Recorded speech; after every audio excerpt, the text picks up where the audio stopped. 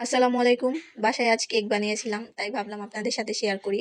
আর এই কেকটি এত সুস্বাদু হয়েছিল আর খুব সহজ উপকরণ দিয়ে, ঘরে থাকা উপকরণ দিয়ে আমি বানিয়েছি। সেটা হচ্ছে আমি এই কেকটা ময়দা নয় আটা দিয়ে বানিয়েছি। আর এই কেকটা এত সুন্দর স্পঞ্জি আর নরম তুলতুলে হয়েছিল, খেতেও খুব সুস্বাদু হয়েছে। আমার মেয়ে চলে এসেছে, ভয়েস দিচ্ছি আর সে আসবে না, তো আপনারা কিছু মনে করবেন না। আমার কিউটি চলে এসেছে। তো আমি এখন দেখিয়ে দেবো এই কেকটা আমি কিভাবে বানিয়েছি, কি কি উপকরণ নিয়েছি। এখানে আমি ডেকোরেশনের জন্য কিছু বাদাম কুচি দিয়েছি। আর প্রথমেই আমি 2টা ডিম ফাটিয়ে নিয়েছি। এটা আমি ভালোভাবে মিশিয়ে নিব, কাঁটা চামচ দিয়ে ফেটে নিব। তো এখানে আমি ডিমটার সাথে 1/3 কাপের 2 কাপ চিনি অ্যাড করে দিচ্ছি। চিনি আর ডিমটা খুব সুন্দরভাবে মিশিয়ে নিতে হবে। আপনারা চাইলে এই চিনিটাকে ব্লেন্ড করে ইউজ করতে পারেন, তবে আমি এভাবেই দিই, এজন্য আমি এভাবেই করে নিয়েছি। দেখুন, চিনি আর ডিমটা খুব সুন্দরভাবে মিশে গিয়েছে। খুব সুন্দরভাবে মিশে যাওয়ার সাথে সাথে আমি এখানে 1/3 কাপের 2 কাপ জিয়ামো তেল ইউজ করছি, খাবার তেল। ডিম আর চিনিটা এইভাবে মিশাতে হবে যাতে কালারটা চেঞ্জ হয়ে যায়, ভালোভাবে মিশিয়ে নিতে হবে। তো এটার সাথে আমি তেলটাও খুব ভালোভাবে মিশিয়ে নিচ্ছি। দেখুন কালারটা চেঞ্জ হয়ে গেছে।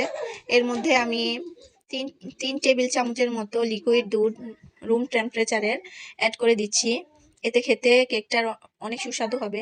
আর এখানে সামান্য পরিমাণে 1 চামচের ভ্যানিলা এসেন্স ইউজ করেছি। আপনারা চাইলে সামান্য এলাচের গুঁড়া ইউজ করতে পারেন। তো আমি এখানে সামান্য 1 চিমটি পরিমাণ লবণ ইউজ করেছি। মিষ্টিতে আমার লবণটা একটু ভালো লাগে, তাই আমি এটা ইউজ করেছি। এগুলি সবগুলি উপকরণ ভালোভাবে মিশিয়ে নিয়েছি। এখন আমি এখানে 1.5 কাপের মতো আটা ভালোভাবে চেলে নিয়েছি। তো যাতে কোনো লাম্পস না হয়, তাই আমি এটা চেলে নিয়েছি। তো এখানে এই আটাটা আমি এখন ভালোভাবে মিশিয়ে নেব। এখানে আমি দিয়ে দিচ্ছি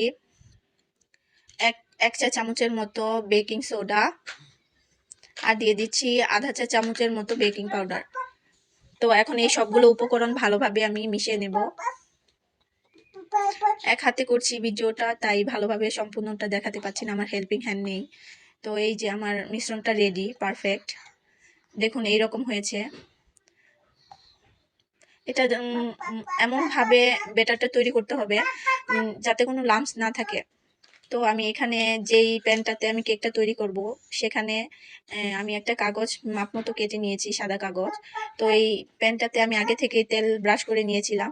তো কাগজটা ভালোভাবে সেট করে নিচ্ছি।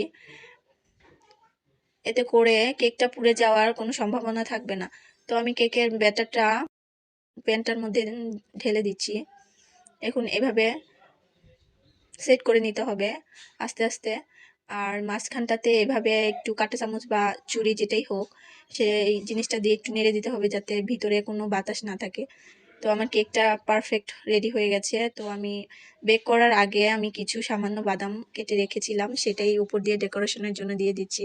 কারণ আমার ঘরে আর কোনো উপকরণ ছিল না, ড্রাই ফ্রুট বা টুটি ফ্রুটি যে ইগুলি থাকে।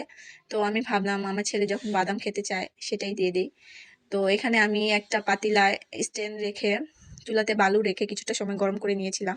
তো এখন আমি সেই ইটাতেই কেকের প্যানটা বসিয়ে দিলাম। বালুটা আমি আগে থেকে কিছুটা সময় হিট করে নিয়েছি। তো ঢাকনা দিয়ে এখন আমি এটা বেক করে নিব। চুলার আঁচটা একদম নর্মালি রেখে দিতে হবে। এটা আমি 1 ঘন্টার মতো রেখেছি। মাশাআল্লাহ, আমার কেকটা কি সুন্দর ফুলে উঠেছে, দেখুন কি সুন্দর হয়েছে, পারফেক্টলি একদম দেখতে অসাধারণ লাগছে। মাশাআল্লাহ, কেকটা আমি ঠান্ডা করে নিয়েছি। তো এখন নামিয়ে নেব। আপনারা চাইলে বাসায় যে কোনো সময় আটা দিয়ে খুব সহজে এই কেকটা তৈরি করে নিতে পারেন। আমার রেসিপিটা ভালো লাগলে অবশ্যই আমার পাশে থাকবেন, আমার চ্যানেলটাকে সাবস্ক্রাইব করে দিবেন, পাশে থাকা বেল আইকনটি প্রেস করে দিবেন, যাতে আমি যে কোনো ভিডিও পোস্ট করার সাথে সাথে আপনারা নোটিফিকেশনটা পেয়ে যান।